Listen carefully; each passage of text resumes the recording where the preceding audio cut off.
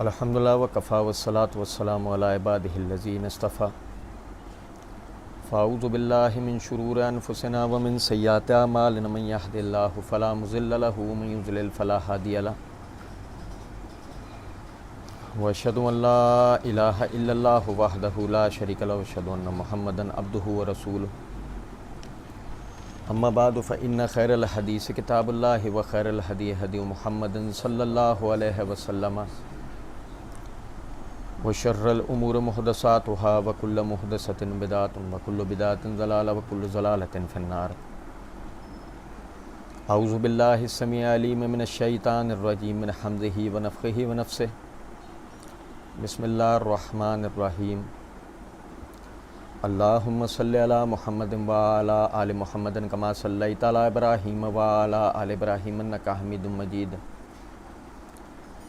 اللہم بارک علی محمد وعلی آل محمد کما بارکت علی ابراہیم وعلی آل ابراہیم انک حمید مجید۔ رب اشرح لی صدری ویسر لی امری واحلل عقدۃ من لسانی یفقہوا قولی رب زدنی علما۔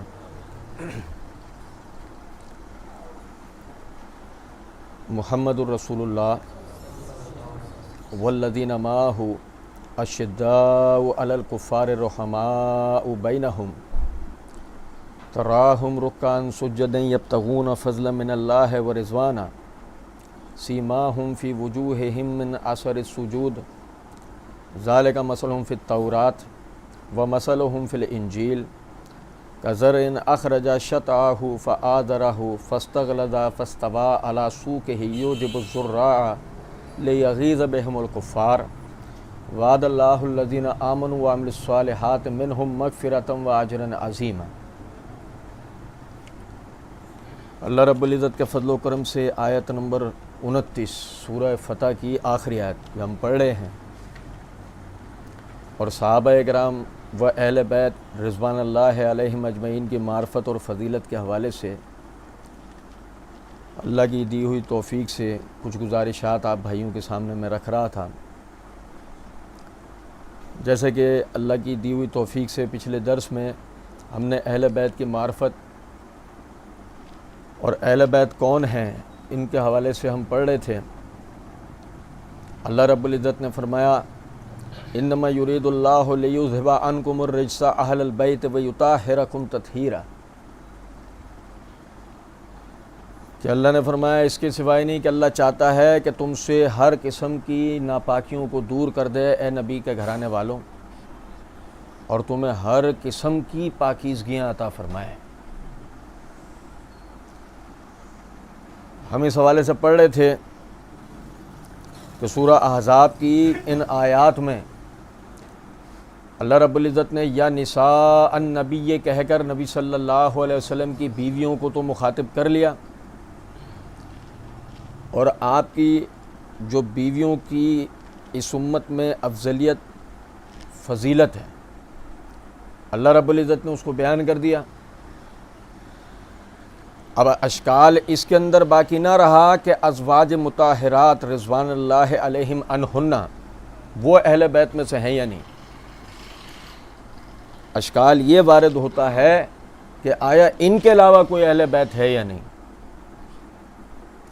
تو اللہ کی دی ہوئی توفیق سے ہم نے پچھلے درس میں پڑھا تھا کہ نبی صلی اللہ علیہ وسلم نے تمام بنو ہاشم و بنو مطلب کو اہل بیت قرار دیا ہے۔ اس میں مزید ہم نے تشریح پڑھی، اور ابھی انشاءاللہ پھر دوبارہ اسے پڑھیں گے کہ زید بن ارقم رضی اللہ تعالیٰ عنہ فرماتے ہیں کہ اس سے مراد آل علی، آل عباس، آل جعفر، آل عقیل ہے، یعنی کہ علی رضی اللہ عنہ کا خاندان آپ کی اولادیں، عباس رضی اللہ عنہ کا خاندان آپ کی اولادیں، جعفر رضی اللہ عنہ کا خاندان آپ کی اولادیں، عقیل رضی اللہ تعالیٰ عنہ کا خاندان آپ کی اولادیں۔ میں پھر سے وہ بات دہراؤں گا کہ مسئلہ یہ ہے کہ اہل بیت کے فضائل کا کوئی منکر نہیں ہے، مسئلہ اس بات کے اوپر ہے کہ ہمارے ہاں شیعہ پروپیگنڈے کی وجہ سے اہل بیت کی جو تعریف ہے، اہل بیت کی جو معرفت ہے، اس پر زک آ گئی ہے۔ مسئلہ یہ ہو گیا ہے کہ عام آدمی صرف یہ سمجھتا ہے کہ اہل بیت سے مراد علی، فاطمہ، حسن و حسین ہے رضوان اللہ علیہم اجمعین، ان کے علاوہ کوئی اہل بیت نہیں ہے۔ اور سمجھیں، پہلے بھی میں نے یہ بات آپ لوگوں کے سامنے رکھی تھی، یعنی کہ یہ سلسلہ صحابہ کی معرفت والا یہ تو اب پڑھ رہے ہیں ہم، اس سے پہلے بھی ایک بھائی کے سوال پر ہم نے تفصیل کے ساتھ یہ بات پڑھی تھی کہ اہل بیت کو ماننا، ان کی تعلیمات پر عمل کرنا کیوں ضروری ہے۔ پھر یہ سمجھیں، یہ صحیح بخاری ہے، کتاب فضائل اصحاب النبی صلی اللہ علیہ وسلم، اس کے تحت امام بخاری رحمۃ اللہ علیہ نے باب قائم کیا، باب مناقب قرابت رسول اللہ صلی اللہ علیہ وسلم، نبی صلی اللہ علیہ وسلم کے رشتہ داروں کے مناقب، ان کی بزرگیاں، ان کی تعریفات۔ اس کے تحت یہ حدیث نمبر 3713 ہے۔ عبداللہ بن عمر رضی اللہ تعالیٰ عنہ فرماتے ہیں کہ ابو بکر رضی اللہ تعالیٰ عنہ نے فرمایا، بھائی میرے توجہ کریں، ایک ایک بات سمجھنے کی ہے۔ ابو بکر رضی اللہ تعالیٰ عنہ نے فرمایا کہ ارکبو محمدن فی اہل بیت ہی، کہ نبی صلی اللہ علیہ وسلم کی یعنی ان کا لحاظ اگر کرنا ہے تو ان کا لحاظ ان کے اہل بیت میں کرنا ہے۔ نبی صلی اللہ علیہ وسلم کا اگر کسی کو پاس ہے، لحاظ ہے، خیال ہے، وہ کہتا ہے کہ میں رسول اللہ صلی اللہ علیہ وسلم کا پاس رکھتا ہوں، لحاظ رکھتا ہوں، تو ان کا لحاظ کن میں ہے؟ آپ کے اہل بیت میں ہے۔ اور جیسے کہ پچھلے درس کے اندر ہم نے پڑھا تھا، آج بھی انشاءاللہ توجہ ہوگی کہ نبی صلی اللہ علیہ وسلم نے فرمایا اذکرکم اللہ فی اہل بیتی، میں تمہیں اپنے اہل بیت کے معاملے میں اللہ سے ڈرنے کا حکم دیتا ہوں۔ 3 مرتبہ آپ صلی اللہ علیہ وسلم نے یہ بات فرمائی۔ اور بظاہر پہلے جب ہم ان احادیث کو پڑھا کرتے تھے تو ہمیں ان کی اہمیت کا اندازہ نہیں ہوتا تھا کہ ان کی ہماری زندگیوں میں اہمیت کیا ہے۔ وقت آگے بیتا تو پتہ یہ لگا کہ ایک گروہ ایسا نکلا کہ جس نے اہل بیت کی تعظیم و تکریم میں ان کے اپنے ذاتی تشخص کو مجروح کیا، سب کو علیحدہ علیحدہ کر دیا، 2 حصوں میں 3 حصوں میں بانٹ دیا۔ کسی نے ازواج کو اہل بیت میں نہیں گنا، کسی نے اولاد کو اہل بیت میں نہیں گنا۔ ایک گروہ موجود ہے ایسا جو رسول اللہ صلی اللہ علیہ وسلم کی بیٹیوں کو سوائے فاطمہ کے کسی کو آپ کی سگی بیٹی ماننے کو تیار نہیں ہے۔ یہ تو ہماری بدقسمتی ہے نا، کہ مسئلہ یہ ہوتا ہے کہ گستاخ اہل بیت، منکر اہل بیت کے تمغے ہمارے لیے ہیں۔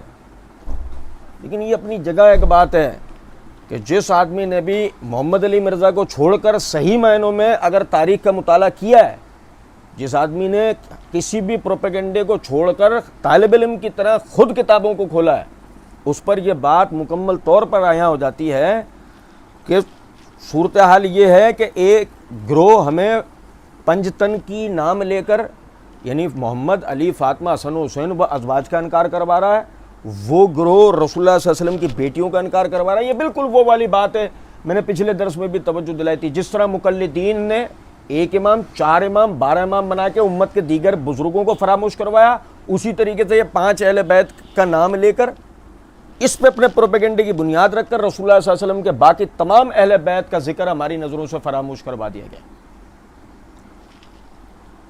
تو یہ بات سمجھنے کی ہے، اہل بیت کا اکرام، ان کی عزت، ان کی افضلیت، اس کا کوئی منکر نہیں، لیکن اصل پریشانی اس بات میں ہے کہ ہمارے ہاں تو وہ لوگ موجود ہیں جو اہل بیت یعنی جو اہل بیت ہیں مجموعی طور پہ ان سب کو اہل بیت ہی ماننے کو تیار نہیں ہیں۔ آپ لطیفہ دیکھیں، میں نے پچھلے درس میں اہل بیت کے حوالے سے آپ بھائیوں کے سامنے یہ بات رکھی تھی کہ اس حوالے سے ایک اعتراض کیا جاتا ہے زید بن ارقم رضی اللہ عنہ کی حدیث کو لے کر، میں نے اس کا پورا تفصیل آپ بھائیوں کو بتائی تھی۔ اس کے بعد دوسرا جو اعتراض ہے بڑا، وہ میں آپ کے سامنے رکھ رہا ہوں.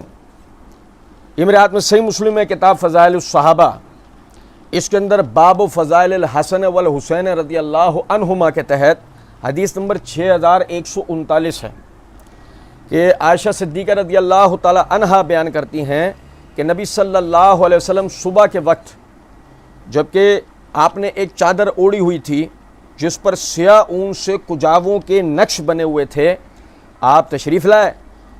اس وقت سیدنا حسن بن علی رضی اللہ تعالی عنہ وہ بھی آیا, آپ نے ان کو اس چادر میں لے لیا. پھر سیدنا حسین بن علی رضی اللہ تعالیٰ عنہ آئے, آپ نے ان کو بھی اس چادر میں لے لیا. پھر سیدہ فاطمۃ الزہرا رضی اللہ تعالیٰ عنہا تشریف لائیں, آپ نے ان کو بھی اس چادر میں لے لیا. پھر اس کے بعد سیدنا علی بن ابی طالب رضی اللہ تعالیٰ عنہ تشریف لائے, آپ نے ان کو بھی اس چادر میں لے لیا. پھر اس کے بعد آپ نے یہ آیت پڑھی, انما یرید اللہ لیذھب عنکم الرجس اہل البیت ویطہرکم تطہیرا. یہ جو ہم آیت پڑھ رہے ہیں, اب یار لوگوں نے پروپیگنڈا یہ کر رکھا ہے, وہ کہتے ہیں کہ نبی صلی اللہ علیہ وسلم نے چادر میں جن حضرات کو لیا یہ آپ کے حقیقی اہل بیت. اور آپ کو یاد ہوگا کہ میں نے آپ کے سامنے پچھلے درس میں بات رکھی تھی کہ اہل بیت کے اندر قرآن اور صحیح احادیث کی روح سے کون کون لوگ مجموعی طور پہ ویسے ہی داخل ہیں. پھر آج بھی ہم انشاءاللہ تفصیل پڑھیں گے. اچھا, پھر وہ بات کہ جی میں آپ کے سامنے بخاری مسلم کی روایات پڑھ رہا ہوں.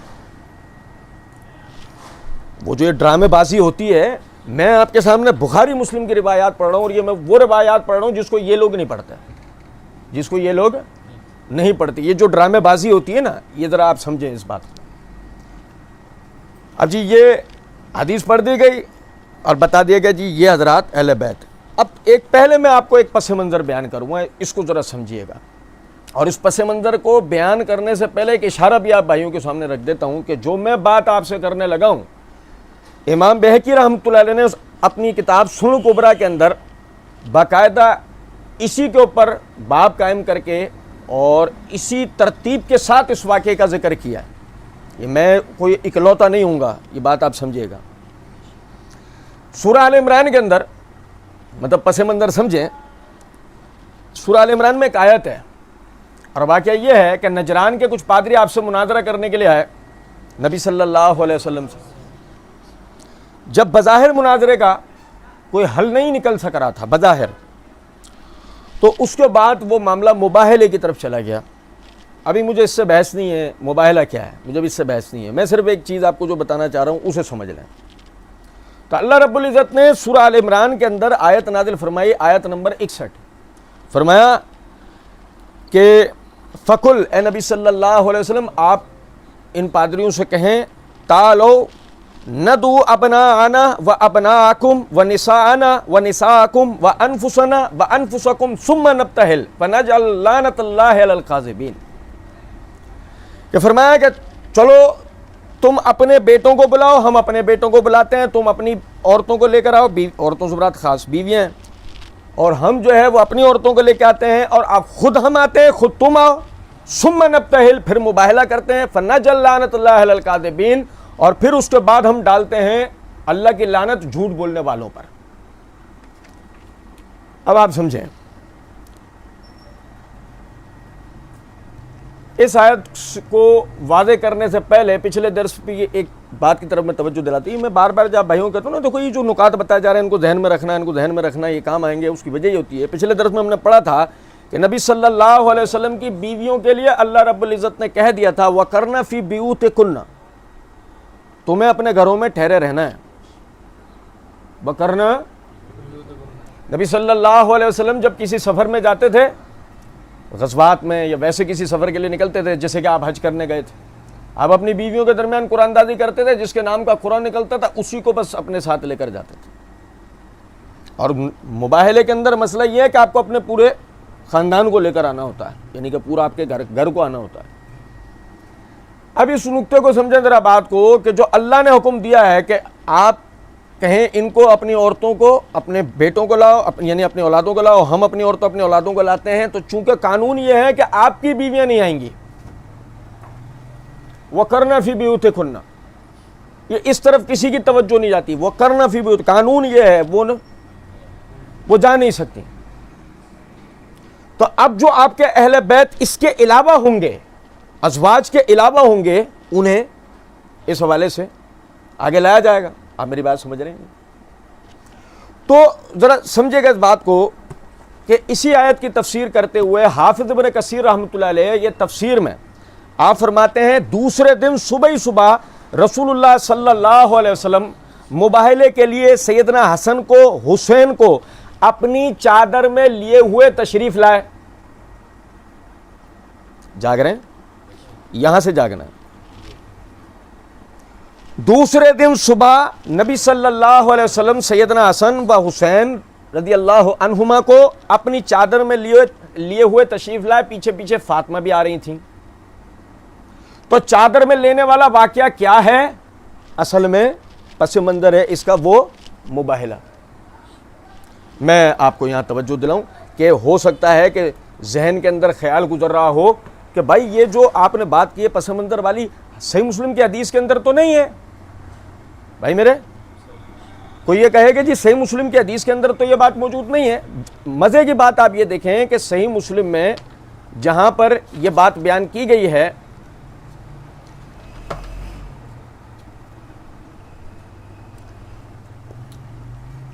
کتاب فضائل اصحاب النبی میں، وہیں پہ باب فضائل علی بن ابی طالب رضی اللہ تعالیٰ عنہ، یعنی پہلے علی رضی اللہ عنہ کی فضیلت کے بیان میں یہ حدیث نمبر ہے 6098.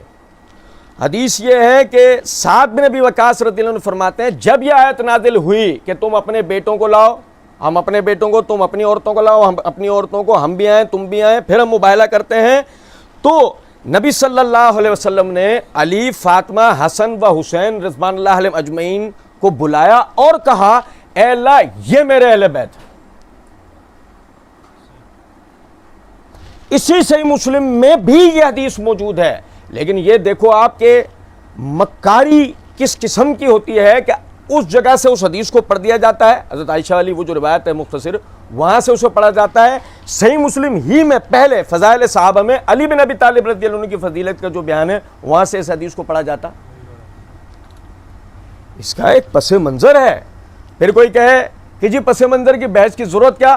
ہم کہتے ہیں کہ جب بخاری کی روایت میرے صحابہ کو برا نہ کہو، تم میں سے کوئی شخص ایک مٹھی جو اللہ کے راستے میں اگر خرچ کرے، یعنی کہ تم میں سے کوئی شخص احد پہاڑ کے برابر سونا اللہ کے راستے میں خرچ کرے، اور میرا ایک صحابی ایک مٹھی جو اللہ کے راستے میں خرچ کرے، یہ احد پہاڑ کے برابر خرچ کیا ہوا سونا یہ برابری نہیں کر سکتا میرے صحابہ کے ایک مٹھی جو صدقہ کیے ہوئے کی.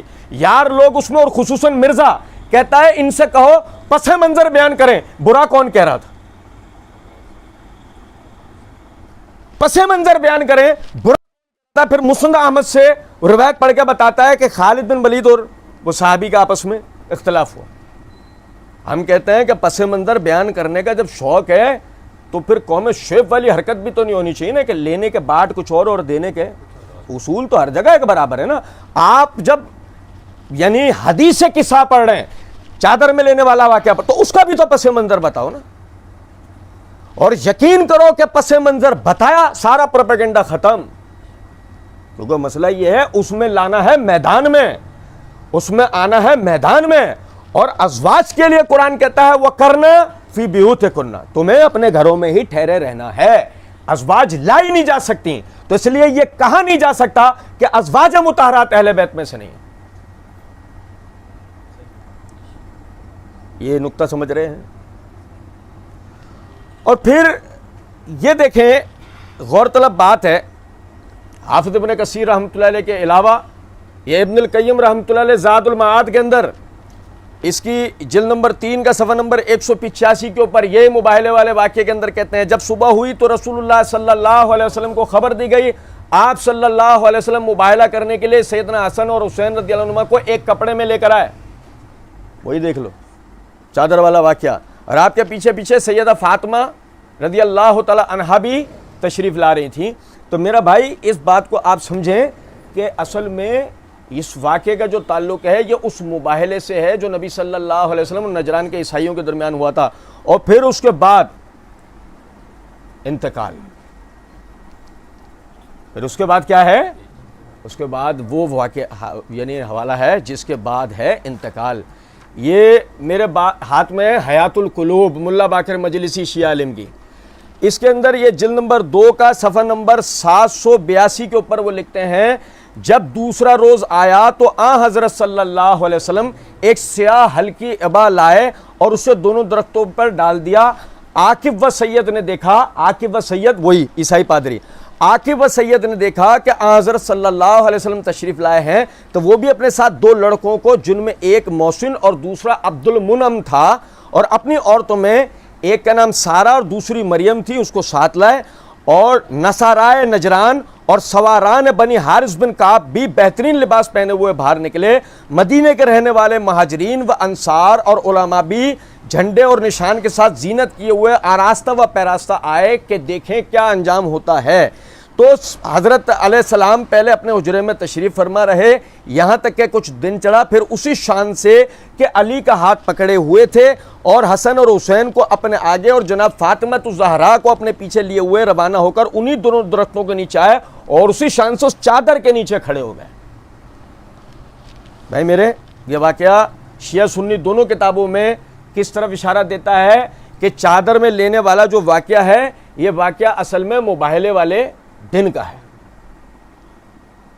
اور یہ توجہ دلاتا ہے کہ آپ اس دن ازواج کو نہیں لے جا سکتے۔ آپ کے نرینہ اولاد میں سے آپ کے 3 بیٹوں کا انتقال ہو چکا تھا، اس کے قائم مقام آپ کے نواسے ہو سکتے ہیں، عورتوں میں آپ کے قائم مقام آپ کی بیٹیاں ہو سکتی ہیں۔ بیٹیوں میں رقیہ ام کلثوم انتقال کر چکی ہیں، زینب اپنے گھر کی ہیں، مکہ میں ہیں۔ اب سوال یہ پیدا ہوتا ہے فاطمہ کے علاوہ اور کوئی جگہ لے سکتا ہے؟ بیٹوں کی جگہ حسن اور حسین کی جگہ کوئی جگہ لے سکتا ہے؟ فاطمہ اپنے شوہر کے بغیر گھر سے آ سکتی ہیں؟ مسئلہ بالکل واضح تھا، لیکن یار لوگوں نے اس کو پروپیگنڈے کی نظر کیا اور پھر میں وہ کہا کرتا ہوں اپنے درد دل سے مجبور ہو کر کہ مسئلہ سارا ان کا نہیں ہے، مسئلہ سارا ہمارے والوں کا بھی تو ہے، کہ ہماری بدبختی یہ ہے کہ ہر پروپیگنڈے کو آگے بڑھ کے قبول کرتے ہیں۔ بھائی کتابیں کھول کے دیکھ لو، بھائی پڑھ لو۔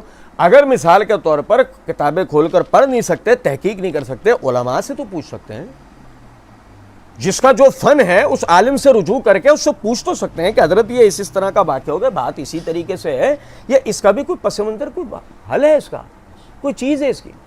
اور پھر اس کے بعد آپ دیکھیں، اگر بالفرض ایسا تو ہے نا، ہمارے یہاں اتنے پیارے تو لوگ ابھی ہوئے نہیں ہیں، کیا اتنی بات سننے کے بعد بھی کوئی کہتے ہیں نہیں جی آپ نے دلائل دیے، بات سمجھ میں آ رہی ہے، شیطان بولا ٹھیک ہے میں بھی تو جھنڈا لے کے کھڑا ہوں نا، تو سب کچھ بتا دے، ہم دنیا میں کیا کیلے بیچنے کے لیے آئے، کوئی مسئلہ نہیں، ہم بھی اپنے کارروائی کریں گے۔ اب اس صورت میں ہو سکتا ہے نہ سمجھ میں آئے بات، تو اب اس کے بعد ایک دوسرے طریقے سے ہمیں اس بات کو سمجھنا ہے۔ ہؤلاء اہل بیتی، یہ میرے گھر والے ہیں۔ اگر یہ آپ کے گھر والے ہیں، پچھلا درس ذہن میں رکھیے گا، جن پر صدقہ لینا حرام ہے وہ کون کون ہیں؟ تمام بنو ہاشم، تمام بنو مطلب، صحیح۔ اور یہ پھر سے صحیح مسلم کی وہی حدیث دوبارہ آپ کو بتا رہا ہوں کہ زید رضی اللہ تعالیٰ عنہ سے سوال کیا گیا کہ الیس نساؤہ من اہل بیتہ، کہ نبی صلی اللہ علیہ وسلم کی بیویاں آپ کے اہل بیت نہیں ہیں؟ قال نساؤہ من اہل بیتہ، کہ نبی صلی اللہ علیہ وسلم کی بیویاں آپ کے اہل بیت ہیں، ولیکن، اور لیکن یعنی اضافی بات، اہل بیتہ من حرمت صدقۃ بعدہ، آپ کے اہل بیت وہ لوگ ہیں جن پر آپ کے بعد صدقہ لینا حرام ہے، ٹھیک۔ ومنہم، پوچھا گیا حضرت وہ ان میں کون ہیں؟ قال ہم آل علی و آل عقیل و آل جعفر و آل عباس، قال کل ہؤلاء حرمت صدقۃ، قال نعم، یعنی کہ وہ کون ہیں؟ وہ آل علی ہیں، وہ آل عقیل ہیں، وہ آل جعفر ہیں، وہ آل عباس ہیں۔ کہ حضرت ان سب پہ صدقہ لینا حرام ہے، یہ ان میں سے کوئی بھی صدقہ نہیں لے سکتا؟ کالا نام، انہوں نے کہا ہاں۔ آپ سمجھے ذرا اس بات کو، ہؤلاء اہل بیتی کا مطلب اگر یہ لیا جائے کہ صرف یہی میرے اہل بیت ہیں، صحیح مسلم ہی کی حدیث، کہیں اور سے نہیں پڑھ رہا، کوئی ڈرامے بازی نہیں، صحیح مسلم ہی کی حدیث، سامنے والے کے ذمہ سوال، اب تطبیق دو، اگر یہی اہل بیت ہیں تو پھر یہ سب کیا ہیں؟ دونوں حدیثیں فضائل صحابہ کی ہیں، صرف ابواب کا فرق ہے، ایک ہے حدیث نمبر 6103، دوسری ہے حدیث نمبر 6139۔ ان میں کوئی تطبیق کا طریقہ ہے سوائے اس کے؟ ایک ہم سجیشن دیتے ہیں آپ اگر وہ مباہلے والا واقعہ نہیں لیتے، ہم ایک آپ کو سجیشن دیتے ہیں. سجیشن یہ ہے کہ آپ یہ مانیں ہؤلاء اہل بیتی یہ بھی میرے گھر والے ہیں. معنی ہوں گے یہ بھی میرے گھر والے ہیں. اگر آپ ضد مچائیں نہیں یہ ہی میرے گھر والے ہیں تو پھر اس حدیث کا ہم کیا کریں؟ پھر صحیح مسلم کی اس حدیث کا ہم کیا کریں کہ یہ سارے کے سارے کیا صحابی رسول زید بن ارقم کیا کہتے ہیں؟ یہ سب کے سب اہل بیت ہیں. نام لے کر ان سب کے بارے میں کہا کہ یہ سارے کے سارے کون ہیں؟ اہل بیت. اچھا آگے سنیں. پھر ایک اور بھی پس منظر ہے. اگر مثال کے طور پہ عائشہ صدیقہ رضی اللہ تعالیٰ عنہ والی ہی روایت کی مزید تشریح کو کیا جائے تو یہاں ایک تیسرا رخ بھی واقعے کا لیا جا سکتا ہے کہ نبی صلی اللہ علیہ وسلم آپ عموماً ان حضرات کو اپنے اہل بیت لوگوں کے آگے بیان کرتے تھے اور اس کا چرچا کرتے تھے. جیسے اس کی مثال اس طریقے سے سمجھیں، یہ میرے ہاتھ میں مصنف ابن ابی شیبہ ہے، اس کا کتاب الفضائل ہے. کتاب الفضائل میں فضائل علی بن ابی طالب رضی اللہ تعالیٰ عنہ اور باب کے تحت حدیث نمبر 41 ہے کہ ام سلمہ رضی اللہ تعالیٰ عنہ فرماتی ہیں کہ ایک دن نبی صلی اللہ علیہ وسلم میرے گھر میں تشریف فرما تھے، پس خدمت کرنے والا آیا اور اس نے آ کے کہا علی اور فاطمہ دروازے پر ہیں. علی اور فاطمہ دروازے پر ہیں. کہا کہ انہیں بلاؤ، میرے گھر والوں کو بلاؤ. تو انہیں گھر کے اندر بلایا گیا. پس داخل ہوئے علی، فاطمہ، حسن اور حسین. رضوان اللہ علیہ مجمعین. تو آپ نے انہیں اپنے ساتھ حجرے میں بٹھایا. وَأَخَذَ عَلِيًّا بِإِحْدِ يَدَيْهِ فَضَمَّهُ إِلَيْهَا وَأَخَذَ فاطمہ بِالْيَدِ الْأُخْرَى فَضَمَّ إِلَيْهَا وَقِبَّلَهُمَا. آپ نے علی اور فاطمہ دونوں کا ہاتھ اپنے ہاتھوں میں لیا اور دونوں کے ہاتھ پر پیار کیا. وَأَخْدِفْ عَلَيْهِمْ خَمِيسَةُ السَّوْدَاءِ. پھر آپ نے انہیں سیاہ چادر کے اندر لیا. ثُمَّ قَالَ. پھر آپ نے فرمایا اللہم إِلَيْكَ لَا إِلَى النَّارِ أَنَا وَأَهْلُ بَيْتِي. اے اللہ ہمیں یعنی اپنی طرف بلا، آگ کی طرف نہ بلا، مجھے اور میرے اہل بیت کو. قالت فنادیتہ فقلت وانا یا رسول اللہ صلی اللہ علیہ وسلم. ام سلمہ کہتی ہیں کہ میں نے نبی صلی اللہ علیہ وسلم کو آواز دے کر کہا اے اللہ کے رسول صلی اللہ علیہ وسلم میں ان میں ہوں. بھائی جاگ رہے ہیں؟ سنو ذرا بات کو. ام سلمہ آپ کی زوجہ ہیں، پڑھیں گے بھی ہم. ام سلمہ کون ہے؟ آپ کی زوجہ ہیں. ام سلمہ کہتی ہیں اس واقعے میں چادر میں ان 5 کو لیا، چادر میں ان چاروں کو اپنے ساتھ لیا، 5 خود آپ صلی اللہ علیہ وسلم.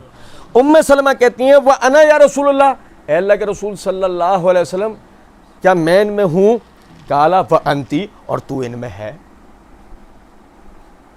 او بھائی میرے، اب اس کے علاوہ کوئی اور معنی ہو سکتے ہیں ہؤلاء اہل بیتی کے کہ یہ بھی میرے گھر والے ہیں؟ او بھائی میرے کچھ بات کو سمجھ رہے ہیں؟ وَأَنْتِ تو بھی ہے. اور مزید اس کی تشریح سمجھے ذرا بات کو. یہ میرے ہاتھ میں مسند احمد ہے، اس کی یہ جلد نمبر 12 کا صفحہ نمبر 53 پہ حدیث نمبر 27085 ہے کہ ام سلمہ رضی اللہ تعالیٰ عنہ کہتی ہیں قلت یا رسول اللہ الست من اہلک. سوال بھی دیکھو ذرا. اے اللہ کے رسول صلی اللہ علیہ وسلم، بیوی، آپ بیوی ہیں. اے اللہ کے رسول صلی اللہ علیہ وسلم کیا میں آپ کے اہل بیت میں نہیں ہوں؟ قال بلا. آپ نے فرمایا کیوں نہیں؟ فادخلی فی الکسائی. تو چادر میں آ جا. او بھائی میرے تو چادر میں آ جا. قالت فدخلت فی الکسائی بعد ما قضا دعاہ. آپ کی دعا مکمل ہونے کے بعد میں بھی چادر کے اندر داخل ہو گئی. ولی ابن امہ علی و ابنہ و ابنتہ و فاطمہ رضی اللہ عنہم. اور کون تھے اس میں؟ آپ کے چچا زاد بھائی علی تھے، اس میں ان کے دونوں بیٹے تھے، ان میں آپ کی بیٹی فاطمہ تھی. اب کہنا کہ نہیں یہی 5 ہیں ان کے علاوہ نہیں ہے، یہ زوجہ داخل ہوئی نہیں. کتنی بات ہے بات. اس کے بعد بھی یہ کہنا کہ نہیں یہی 5 اہل بیت ہے، ایسی بات نہیں ہے. آپ سمجھیں اس بات کو. اور جب ہمیں اس بات کا اندازہ ہو گیا کہ آپ کی جو ازواج ہیں اللہ تعالیٰ کے فضل و کرم سے وہ آپ کے اہل بیت میں سے ہیں، تو اس کے بعد ایک اور چیز بھی سمجھیں. آپ کے یعنی اہل بیت کے اندر آپ کے ازواج کے علاوہ آپ کی اولاد کے علاوہ، آپ کے نواسوں کے علاوہ، آپ کی نواسیوں کے علاوہ، آپ کی جو داماد علی کے علاوہ، اس کو سمجھے ذرا بات، یہ میرے ہاتھ میں سنن کبریٰ للبہقی ہے، اس کی جلد نمبر 7 کا صفحہ نمبر 102 حدیث نمبر 13396 ہے۔ مسور بن مخرمہ رضی اللہ تعالی عنہ وہ کہتے ہیں کہ نبی صلی اللہ علیہ وسلم نے فرمایا ینقطع کل نسب الا نسبی و سببی و سحری، قیامت کے دن ہر قسم کے ذات پات و تعلق ختم ہو جائیں گے۔ بھائی میرے یہاں سے جاگنے کی ضرورت۔ قیامت کے دن ہر قسم کے ذات پات اور تعلقات ختم ہو جائیں گے، الا نسبی و سببی و سحری، انتقال۔ بھائی میرے اگر برا نہ مان جائیں، مجھ سے ناراض نہ ہو جائیں، تو سوائے میرے نسب کے، میرے تعلق کے اور میرے سسرال کے، میرے نسبی تعلق، میرا تعلق کوئی بھی وہ دین کا ہو، اور میرے سسرالی تعلق کا، تو آپ کے اہل بیت میں کون کون ہیں میرے بھائی؟ او یار، اور نہیں سمجھے ہو؟ آپ کے اہل بیت میں سارے بنو ہاشم، سارے بنو مطلب، ساری آپ کی ازواج، آپ کا ہر وہ سسر جو ایمان لایا اور ایمان پہ ہی اس کی موت ہوئی، آپ کا ہر وہ سالہ جو ایمان لایا اور اس کی ایمان کی حالت میں ہی موت ہوئی، برا تو نہیں مان جائیں گے، ناراض تو نہیں ہو جائیں گے؟ ام حبیبہ ابو سفیان کی بیٹی ہیں، اور ابو سفیان ایمان لے آئے تھے، اور ایمان کی حالت میں ان کا انتقال ہوا۔ میں نے ابو بکر عمر کا تو نام ہی نہیں لیا، میں نے ابو بکر عمر کا تو، اللہ تعالیٰ کے فضل و کرم سے نبی صلی اللہ علیہ وسلم کے جو سسر لوگوں کو یاد رہتے ہیں یہ دو، جو بچے کو یاد رہتے ہیں۔ ابو بکر، ایک کی بیٹی عائشہ آپ کی زوجہ ہیں، دوسرے کی بیٹی حفصہ آپ کی زوجہ ہیں، آپ کے دونوں سسر۔ صحیح؟ آگے چلو، ام حبیبہ بیٹی ہیں کس کی؟ ابو سفیان کی، وہ ایمان لائے اور اسی حالت میں ان کا انتقال ہوا، اور ام حبیبہ کے بھائی ہیں معاویہ، ایمان لائے اور ایمان کی حالت میں ہی ان کا انتقال ہوا۔ ناراض تو نہیں ہو جائیں گے کہ یہ کیا ہو گیا؟ ینقطع کل نسب الا نسبی و سببی و سحری، ہر تعلق قیامت کے دن، ہر حسب و نسب قیامت کے دن، سارے سید، سارے شاہ صاحب کہاں جائیں گے؟ سارے سید، ہمارے یہاں بناوٹی جو سید اور شاہ صاحب ہیں، سارے سید اور شاہ صاحب ادھر، اور رہ گئے باقی کون سے نسب، کون سے سبب، کون سے سحر، کون سے مساہرتی رشتے؟ نبی صلی اللہ علیہ وسلم کا نسب، آپ کا تعلق، آپ کے سسرالی رشتہ دار، یہ نسب رہ گیا، یہ سبب رہ گیا، یہی باقی رہنے والا ہے، انہی کو فضیلت حاصل ہے۔ یہ ہے نبی صلی اللہ علیہ وسلم کے اہل بیت، آپ کے ایمان لانے والے تمام چچا، آپ کی ایمان لانے والی پھوپھیاں، آپ کے تمام ایمان لانے والے چچازاد بھائی، چچازاد بہنیں، پھوپھیوں کی اولادیں، ان میں لڑکے ہوں یا لڑکیاں، آپ کی ساری ازواج، آپ کی تمام بیٹیاں، آپ کے بیٹے، آپ کے سارے داماد، آپ کے تمام وہ سسر جو ایمان لے کر آئے اور ایمان کی حالت میں ان کا انتقال ہوا، پھر آپ کے تمام سالے، تمام سالیاں، اور میرے بھائی یہ سارے کے سارے کون ہیں؟ اہل بیت ہیں۔ اور سمجھو میرے بھائی، اللہ کی قسم، علی کی فضیلت کا منکر جہنم میں جائے گا، فاطمہ کی فضیلت کا منکر جہنم میں جائے گا، حسن اور حسین کی فضیلتوں کا منکر جہنم میں جائے گا۔ ان کی فضیلتوں کا منکر کوئی نہیں ہے، ان کی شان و منقبت کا منکر کوئی نہیں ہے، صرف درد دل اتنا ہے، اللہ کے بندوں سب کا ذکر کرو، سب کا بتاؤ، یہ پروپیگنڈا نہیں کہ صرف یہ ہے، ان کے علاوہ کوئی اور نہیں ہے۔ اچھا، پھر یہاں ایک نقطہ سمجھنے کا ہے، آپ کی جو ازواج ہیں، سنیں، خدیجہ الکبریٰ رضی اللہ تعالیٰ عنہ آپ کی بیوی ہیں، پہلی بیوی آپ کی خدیجہ ہیں۔ خدیجہ کی نرینہ اولادیں، خدیجہ کی نرینہ اولادیں، سنو ذرا بات کو، عبداللہ طاہر، بھائی میرے، عبداللہ طاہر قاسم، عبداللہ طاہر قاسم۔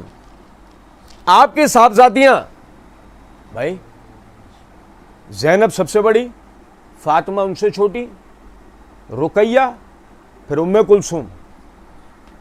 بھائی میرے، نبی کی بیٹی زینب کا ذکر سنا ہے؟ نبی کی بیٹی رقیہ کا ذکر سنا ہے؟ نبی کی بیٹی ام کلثوم کا ذکر سنا ہے؟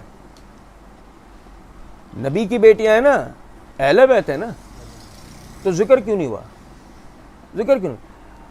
یہ اہل بیت کا ذکر نہیں کرتے، یہ اہل بیت کا ذکر نہیں کرتے، یہ اہل بیت کا ذکر نہیں کرتے۔ تو لکھوا کے لایا نا اہل بیت کا ذکر کرنے والا، تو نے کیا؟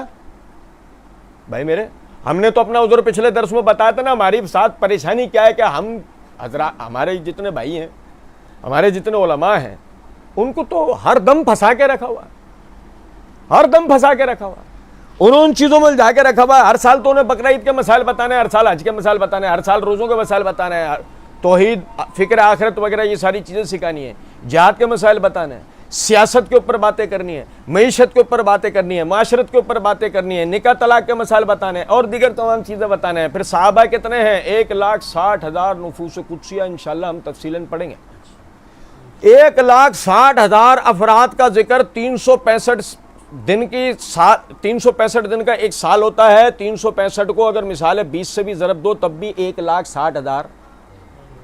20 سال بھی اگر ریگولر ایک صحابی رسول کا اگر ہم ذکر کریں تب بھی ہم تمام صحابہ کا ذکر نہیں کر پائیں گے۔ یار انصاف کرو اللہ کے بندوں، پھر یہ مت کہہ دینا تم صحابہ کا ذکر نہیں کرتے۔ رسول اللہ صلی اللہ علیہ وسلم کے گھرانے کے لوگ 5 افراد نہیں ہیں کہ یہ صرف ان 5 افراد کے لیے بات کی جائے۔ آپ کا خاندان اللہ تعالیٰ کی توفیق سے بہت بڑا خاندان تھا۔ آپ کوئی ہماری طرح سیپریٹ فیملی کے قائل تھوڑی تھے، آپ تو باقاعدہ قبائلی سسٹم میں رہنے والے لوگ تھے۔ ایک قبیلہ 40 خاندان رکھنے والا، جس میں سے خاندان بنو ہاشم کئی شاخوں میں پھیلے ہوئے تھے۔ دیکھو نا، 4 کا تو ذکر زید بن ارقم ہی کر رہے ہیں، آل علی، آل جعفر، آل عقیل، آل عباس، پھر ان کے بیٹے، پھر ان کی بیٹیاں، پھر ان کے نکاح، پھر ان کے پوتے پوتیاں، ان کے نواسے نواسیاں۔ اگر ان سب کا ہم ذکر کرنے کے لیے اپنی زندگیوں کا ایک ایک دن بھی مخصوص کر لیں، اس کے بعد بھی ہم رسول اللہ صلی اللہ علیہ وسلم کے اہل بیت کا ہی مکمل تذکرہ نہیں کر پائیں گے۔ پھر یہ مت کہہ دینا اہل بیت کا ذکر نہیں کرتے۔ اب بھائی میرے، بات یہ نہیں ہے، اللہ تعالیٰ بس توفیق دینے والا، ہم بھی کچھ کچا پکا لولا لنگڑا کر کے کچھ نہ کچھ بتانے دینا ہوتا ہے۔ اصل تو مسئلہ یہ ہے نا کہ اگر آپ واقعی اتنے محب اہل بیت ہیں، اگر واقعی آپ اتنے صحابہ کے ماننے والے ہیں، تو کیوں نہیں ایسا ہوتا ڈیلی فیس بک بھی تو استعمال کرتے ہو، ڈیلی واٹس ایپ میں بھی تو گھسے ہوئے ہو، ڈیلی وہ 25-25 منٹ آدھے گھنٹے کی جھوٹی خبریں اور نقلی تجزیے بھی تو دیکھ رہے ہو۔ او بھائی میرے، تو صحابہ و اہل بیت کی سیرتوں کو پڑھنے کے لیے بھی وقت نکال لو، خود ہی پڑھ لو گے، کسی کے بیان پہ کیوں مرے پڑے؟ ایک بات ہے، کیا زینب کا ذکر سنا ہے؟ رقیہ، ام کلثوم، عبداللہ کا، طاہر کا، قاسم کا، اور ماریہ قبطیہ سے اللہ تعالیٰ نے آپ کو سیدنا ابراہیم دیے، 4 بیٹے۔ ان میں اختلاف ہے، بعض لوگ عبداللہ اور طاہر ایک ہی بیٹے کا نام قرار دیتے ہیں۔ اگر بالفرض 3 بیٹے بھی مانے جائیں، کبھی 3 بیٹوں کا ذکر سنا؟ بھائی میرے، کچھ سمجھ رہے بات؟ آپ کی دوسری بیوی ہے سودا بنت زمعہ، یہ آپ کی دوسری بیوی ہے۔ آپ کی تیسری بیوی ہے عائشہ صدیقہ رضی اللہ تعالی عنہا۔ بھائی میرے، آپ کی چوتھی بیوی ہے حفصہ بنت عمر بن الخطاب رضی اللہ تعالی عنہما۔ 5ویں بیوی ہے زینب بنت خزیمہ۔ 6ٹھی بیوی ہے ام سلمہ، یہ جن کے بارے میں بھی ہم نے حدیث پڑھی تھی، ام سلمہ ہند بنت ابی امیہ، ہند ان کا اصلی نام تھا۔ پھر 7ویں بیوی ہے زینب بنت جہش رضی اللہ تعالیٰ عنہ۔ زینب نام سے 2 بیویاں آپ، زینب بنت جہش۔ پھر آپ کی 8ویں بیوی ہے جویریہ بنت حارث رضی اللہ تعالیٰ عنہما۔ پھر 9ویں بیوی ہے ام حبیبہ، جن کا اصلی نام ہے رملہ، ابو سفیان کی بیٹی۔ پھر 10ویں بیوی ہے صفیہ بنت ہوئی بن اخطب، وہ یہودی خیبر کے سردار کی بیٹی۔ پھر 11ویں بیوی ہے میمونہ بنت حارث رضی اللہ تعالی عنہا، یہ آپ کی 11 بیویاں ہیں، جن میں سے آپ کو اولادیں ہوئی خدیجہ بن خویلد رضی اللہ تعالی عنہا سے۔ اب وہ جو 4 جو آپ کی بیٹیاں ہیں، آپ سمجھیں ان 4 کے حوالے سے یہ دیکھیں کہ جو میں نے آپ کے سامنے بات رکھی، یہ ساری کی ساری تفصیل یہ اسد الغابہ جلد نمبر اول میں خدیجہ رضی اللہ تعالیٰ عنہ کے حالات کے دوران صفحہ نمبر 69 کے اوپر یہ ساری کی ساری تفصیل یہاں پر لکھی ہوئی ہے، جو بھائی پڑھنا چاہے وہ اس کے اندر سے پڑھ سکتا ہے۔ اچھا پھر سمجھے ذرا بات کو، فاطمہ رضی اللہ تعالیٰ عنہا کا نکاح ہوا علی بن ابی طالب رضی اللہ تعالیٰ عنہ سے، سب کو پتہ ہے۔ اچھا اس میں ایک بات اور بھی سمجھنے کی ہے، اس واقعے کو جب بیان کیا جاتا ہے ہمارے ہاں فاطمہ رضی اللہ تعالیٰ عنہ کے نکاح کے واقعے کو 2 طریقے سے بیان کیا جاتا ہے، ایک آپ کی سیرت یا علی کی سیرت بیان کرتے ہوئے، اور ایک جب ہمیں جہیز کا جواز تراشنا ہوتا ہے کہ کسی طرح جہیز کو حلال ثابت کرنا ہے، تو جب ہمیں جو نا یہ اس واقعے کو سنانے کی بڑی تڑپ ہوتی ہے، بھائی میرے سننا، ابھی بحث اس سے نہیں ہے جہیز حلال ہے حرام۔ نبی صلی اللہ علیہ وسلم ان کے پاس ابو بکر صدیق رضی اللہ تعالیٰ عنہ نے فاطمہ کے لیے نکاح کا پیغام بھیجا، نبی صلی اللہ علیہ وسلم نے جواب نہیں دیا۔ عمر رضی اللہ تعالیٰ عنہ نے نکاح کا پیغام بھیجا، آپ نے جواب نہیں دیا۔ سنو ذرا بات توجہ سے، دونوں حضرات بہت ڈرے کہ کہیں آپ ناراض تو نہیں ہو گئے۔ پھر ابو بکر وہ ملے علی بن ابی طالب سے، کون ملے، کس سے؟ یہ علی بن ابی طالب کون ہے؟ علی شیر خدا، ان سے ملے، کہنے لگے علی سنو تم فاطمہ سے نکاح کیوں نہیں کر لیتے ہو؟ او بھائی میرے، کائنات کا سب سے بہترین جوڑا، امت میں سب سے بہترین جوڑا، اس جوڑے کے لیے مشورہ دینے والا کون؟ اس امت کا سب سے بڑا اللہ کا ولی، تمام امتوں میں اللہ کا سب سے پسندیدہ انسان کون؟ تم فاطمہ سے نکاح کیوں نہیں کرتے؟ علی بن ابی طالب رضی اللہ عنہ کہتے ہیں مجھے حیا آتی ہے، میں کیسے یہ بات نبی صلی اللہ علیہ وسلم سے کر سکتا ہوں؟ کہ کیوں نہیں، تم میں ہر خوبی تو ہے۔ او بھائی سنو، تم میں ہر خوبی تو ہے۔ یہ کون بول رہا ہے؟ کالے کپڑے پہنا ہوا کوئی، منبر پہ چڑھا ہوا کوئی، ڈوب مرنے کا مقام ہے۔ میں صحیح بتا رہا ہوں آپ کو، یہ اہل بیت کی منقبت بھی پہلے دن بیان کرنے والے وہ لوگ تھے جن کو آج ہم لعنتوں اور گالیوں سے نواز رہے ہیں۔ یہ جو ہم نے خود سے نہیں اپنے اوپر چیز بنائی تھی، گاڑی کھاتے میں ٹھپا اس پہ لگا دیا میڈ ان جاپان، صحیح بتا رہا ہوں، بارش کے کیچڑ میں پیدا ہوئے تھے، بارش کے کیچڑ میں، اور بھائی میرے بن کیا گئے؟ وہ کمل کے پھول، وہ کمل کے پھول ہیں تو بارش کے کیچڑ میں پیدا ہوا۔ بالکل اسی طریقے سے آپ سمجھو ہم محب اہل بیت ہیں، لکھوا کے لاؤ تم کہ تم محب اہل بیت ہو۔ اللہ کی قسم محب اہل بیت وہ ہوتا ہے کہ جو رسول اللہ صلی اللہ علیہ وسلم کے تمام اہل بیت کی عزتوں کو، منقبتوں کو، معرفتوں کو تسلیم کرے، اور ساتھ ہی ان کی تعریف کرنے والوں کو، ان سے رشتہ داریاں کرنے والوں کو بھی، ان کو تحفظ دینے والوں کو بھی۔ بھائی میرے سن رہے ہو بات کو ہے نہیں؟ برا تو نہیں مانیں گے، ایسی کہہ رہا ہوں بات۔ زین العابدین سے لے کے محمد بن عبداللہ المہدی تک جہاد کے میدانوں میں کوئی نظر آیا تھا کبھی؟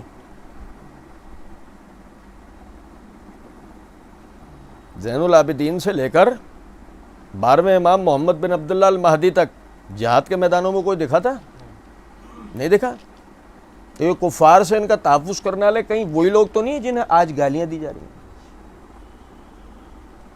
بھائی میرے یار دیکھو، عقیدت میں نہیں، علمی انداز میں بات کرنی چاہیے۔ علمی انداز میں اگر بات کی جائے، ان کی فضیلتیں ہمارے سروں کے اوپر، لیکن آپ سمجھو ذرا اس بات کو کہ جب آپ لوگوں کو جو تاثر دے رہے ہو نا، لوگوں کو حقیقت حال سے بھی باخبر کرو۔ صورتحال یہ ہے کہ ان لوگوں کی جانوں مالوں کے تحفظ کرنے والے وہ لوگ ہیں آج جن کا نام لے کر ہم کہتے ہیں کہ رسول اللہ صلی اللہ علیہ وسلم کے انتقال کے بعد تو یہ سب کے سب مرتد ہو گئے تھے سوائے 3 افراد. پڑھیں گے ہم انشاءاللہ آگے. اور سنیں ذرا بات کو، اے علی تمہارے اندر کیا کمی ہے؟ پیغام بھیجو. علی رضی اللہ تعالیٰ عنہ نے پیغام بھیجا، نبی صلی اللہ علیہ وسلم حاضر ہوئے، خاموش کھڑے ہوئے. نبی صلی اللہ علیہ وسلم سے بڑا کائنات کی نظر میں آج تک مزاج شناس کوئی آدمی گزرا کوئی نہیں. نبی صلی اللہ علیہ وسلم نے کہا علی کام بتاؤ کیسے آئے؟ خاموش کھڑے. اللہ کے رسول فاطمہ سے نکاح کرنا چاہتا ہوں. کیا کہا ہے؟ نبی صلی اللہ علیہ وسلم نے فرمایا اچھا حق مہر دینے کے لیے کچھ ہے بھائی میرے؟ مہندی کا انتظام کرو مائیوں کا. ہم تمہارے گھر تاریخ لے کے 10 بندے آئیں گے، تم اپنے 10 ہی بٹھانا، 5 عورتیں 5 مرد. اور بھائی میرے سو گئے ہو کیا؟ سب سے بہترین نکاح تھا یہ، جس کی برکت یہ قائم ہے کہ آج تک اس کی اس سے پیدا ہوئی آل اولاد کا ذکر ہوتا ہے. تمہارے میروں کی نہیں ہو رہا. کیوں نہیں ہو رہا؟ ہم اس طرح کے نکاح کے نتیجے میں نہیں پیدا ہوئے ہیں نا. ہمارے تو وہ زیادہ تر وہی ہیں مہندی مائیوں والے، جہیزوں والے. کچھ بات سمجھ رہے ہیں یا نہیں؟ سنو توجہ طلب بات ہے بھائی. حق مہر دینے کے لیے کچھ ہے کہ حضرت میرے پاس تو کچھ بھی نہیں ہے.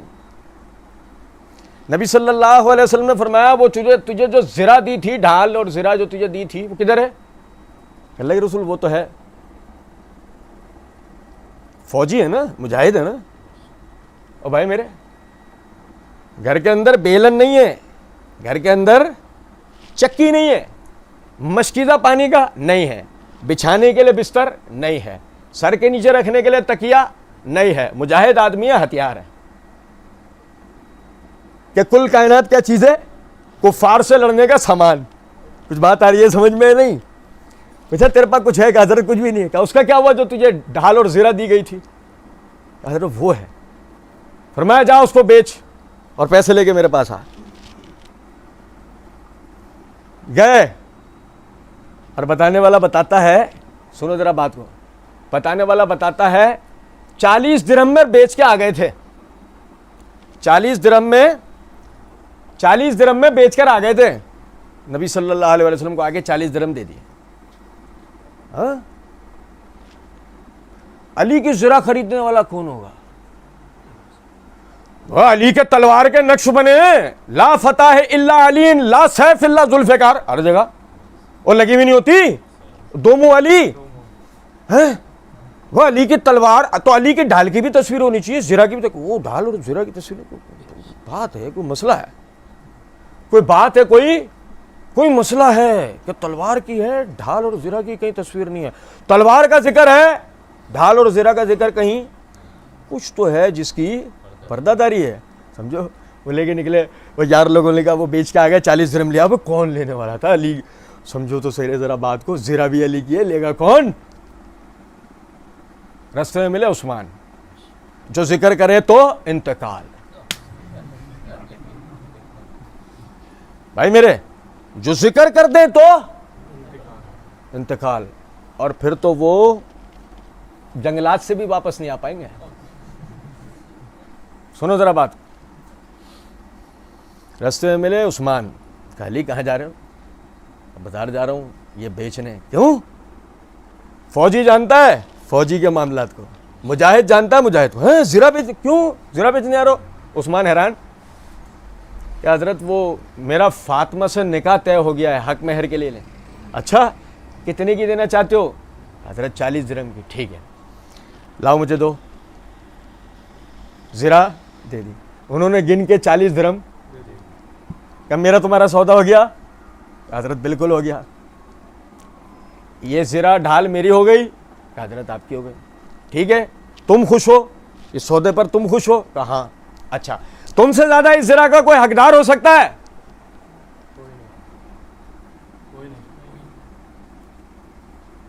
ہے ذکر کرنے والے ہیں، بتانے والا ہے کوئی؟ رٹی رٹائے پہ پڑے ہیں.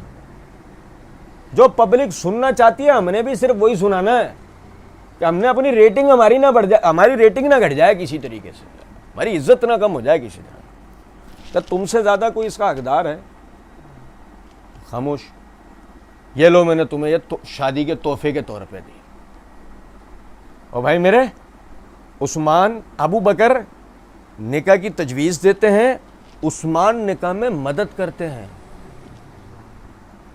ابو بکر نکاح کی تجویز دیتے ہیں، عثمان نکاح میں مدد کرتے ہیں۔ اللہ کے بندو، یہ بتاؤ نا یار، یہ بھی تو بتاؤ نا یار، کیسی ان کی محبتیں ہیں، کیسے ان کے آپس کے تعلق ہیں یار، آپ یہ بھی تو دیکھو نا کہ یہ میری ہوئی، ہاں یہ تو میری طرف سے تمہارے لیے شادی کا تحفہ۔ اور سنو، کوئی کہے تم سنیوں نے کھڑا، یہ میرے ہاتھ میں 14 ستارے نجم الحسن کراروی شیعہ عالم کی، اس کے صفحہ نمبر 95 کے اوپر اس نے اس واقعے کی طرف اشارہ کرتے ہوئے تفصیلات تو نہیں دی ہیں، کہتا ہے کہ غرض یہ کہ حضرت علی نے 500 درہم میں اپنی زرہ عثمان غنی کے ہاتھوں فروخت کی اور اسی کو مہر قرار دے کر بتاریخ 1 ذی الحجہ 2 ہجری حضرت فاطمہ الزہرا کے ساتھ عقد کیا، یعنی نکاح کیا۔ زرہ کس نے خریدی تھی؟ عثمان نے۔ یہ ہے نکاح علی اور فاطمہ کا۔ تو داماد رسول علی بن ابی طالب رضی اللہ تعالیٰ عنہ، گھر کے اندر آنے والی عورت وہ جن کے لیے ہم پڑھ چکے ہیں کہ میری یہ بیٹی جنت کی تمام نوجوانوں کی سردار ہے بھائی میرے۔ اور علی کون ہے؟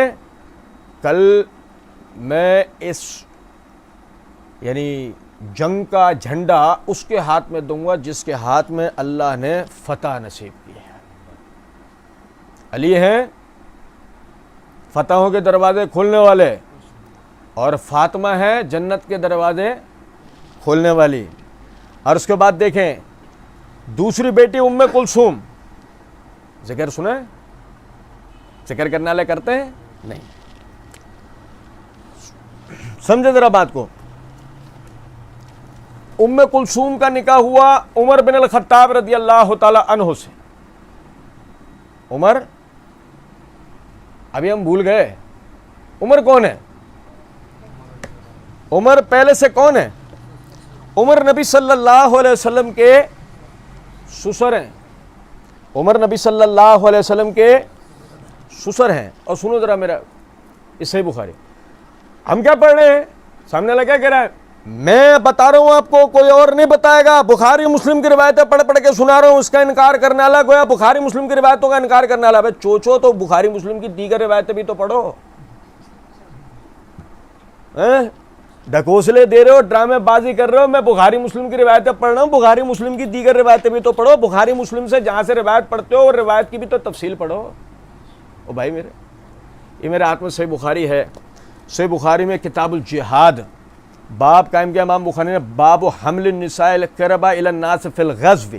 اس کے تحت حدیث نمبر 2881 ہے کہ سالبہ بن ابی مالک کہتے ہیں کہ عمر بن الخطاب نے مدینے کی خواتین میں کچھ چادریں تقسیم کی، ایک نئی چادر بچ گئی، تب بعض حضرات نے جو آپ کے پاس ہی تھے کہنے لگے اے امیر المومنین، یہ چادر رسول اللہ صلی اللہ علیہ وسلم کی نواسی کو دے دیجئے جو آپ کے گھر میں ہیں۔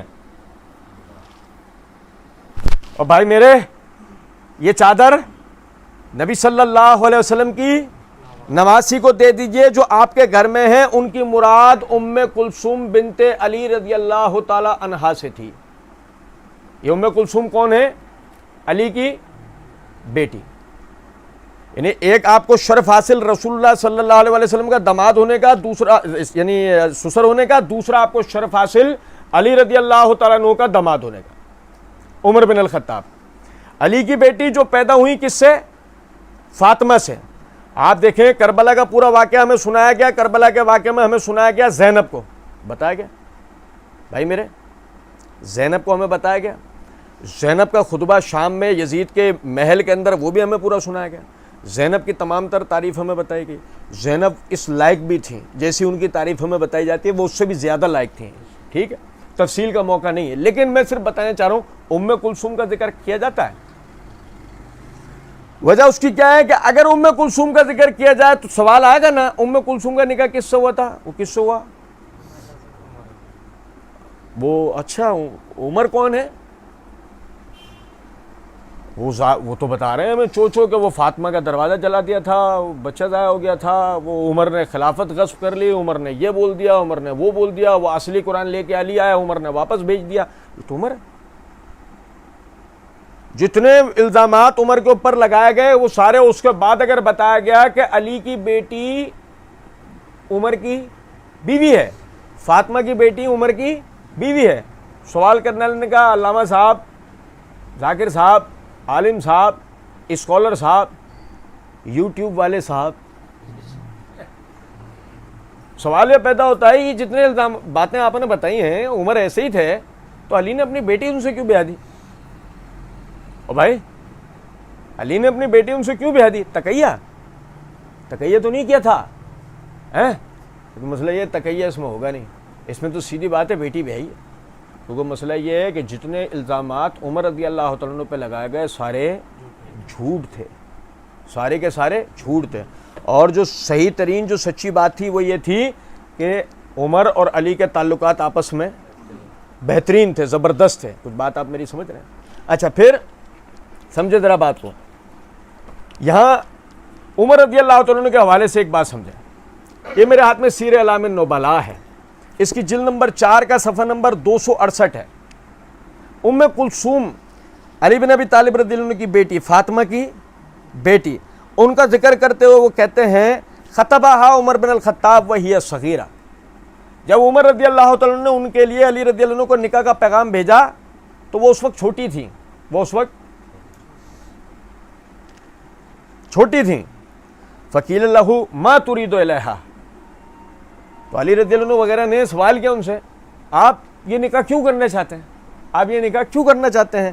قال انی سمعت رسول اللہ صلی اللہ علیہ وسلم یقول کل سبب و نسب منقطعۃ یوم القیامۃ الا سببی و نسبی، کہ میں نے نبی صلی اللہ علیہ وسلم سے سنا ہے کہ ہر تعلق، ہر نسب کل قیامت کے دن کٹ جائے گا سوائے میرے تعلق اور نسب کے. سمجھ میں آ رہی ہے بات یا نہیں؟ عمر رضی اللہ تعالیٰ عنہ کیا فضیلت حاصل کرنا چاہتے ہیں؟ نبی صلی اللہ علیہ وسلم کی دامادی کا. آپ کو فضیلت حاصل ہوئی. اور سنو کہ وہ باقاعدہ اسلم العدوی وہ کہتے ہیں کہ عمر رضی اللہ عنہ نے جب نکاح کیا فَأَصْدَقَاهَا 40,000، کہ آپ نے 40,000 جو درہم تھے وہ ان کا مہر مقرر کیا. کس کا؟ ام کلثوم کا. یعنی آپ ذرا اندازہ کریں اس بات کا، عمر رضی اللہ عنہ نے اپنی کسی بھی بیوی کا اتنا مہر مقرر نہیں کیا ہوگا جتنا. اور مسجد نبوی میں تشریف لائے، بھائی سنو یہ الگ واقعہ ہے، مسجد نبوی کے اندر تشریف لائے اور کہنے لگے مہاجرین اور انصار کو مخاطب کر کے مجھے مبارکباد دو، میرا نکاح علی کی بیٹی سے ہوا ہے. اور بھائی مجھے مبارکباد دو، میرا نکاح میرا نکاح ام کلثوم سے ہوا. سمجھو ذرا بات کو، علی کی فضیلت، علی کی بیٹی کی فضیلت، اور آپ ذرا سمجھو نبی کے نسب کی اور اہل بیت کی فضیلت عمر رضی اللہ عنہ کے اس قول سے. اور جب آپ اس کو بتاتے ہیں تو اس سے پہلے آپ کو بے شرمی کو اٹھا کے ایک طرف رکھنا ضروری ہوتا ہے، کیونکہ اگر آپ نے پہلے سے عمر کو اتنا برا بھلا کہہ چکا ہو تو اس کے بعد آپ یہ واقعے کو کبھی بتائیں گے؟ اسی لیے یار لوگ اس کو بیان نہیں کرتے. اچھا پھر سمجھے ذرا بات کو، ان سے آپ کا بیٹا پیدا ہوا زید.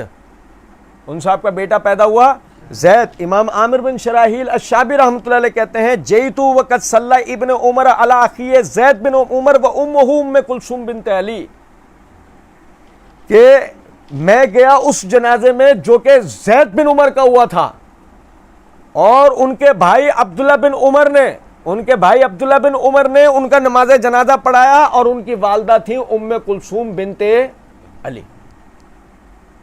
بات میری سمجھ رہے ہیں یا نہیں؟ اچھا پھر اس کے بعد آپ دیکھیں رقیہ، نبی صلی اللہ علیہ وسلم کی دوسری بیٹی رقیہ، ان کا نکاح ہوا عثمان بن عفان رضی اللہ تعالیٰ عنہ سے. صحیح، یہ میرے ہاتھ میں الاصابہ حافظ ابن حجر رحمۃ اللہ علیہ، اس کی جلد نمبر 8 کا صفحہ نمبر 181 کے اوپر وہ لکھتے ہیں محمد بن عبداللہ بن عبد المطلب الہاشمی، رقیہ بنت سید البشر محمد بن عبداللہ بن عبد المطلب ہاشمیہ سیدنا عثمان بن عفان رضی اللہ عنہ کی بیوی ہیں اور ان کے بیٹے عبداللہ کی والدہ ہیں۔ اب بتائیں، نبی صلی اللہ علیہ وسلم کی بیٹی رقیہ، آپ کے نواسے عبداللہ بن عثمان، ناموں میں نام سنا ہے کبھی؟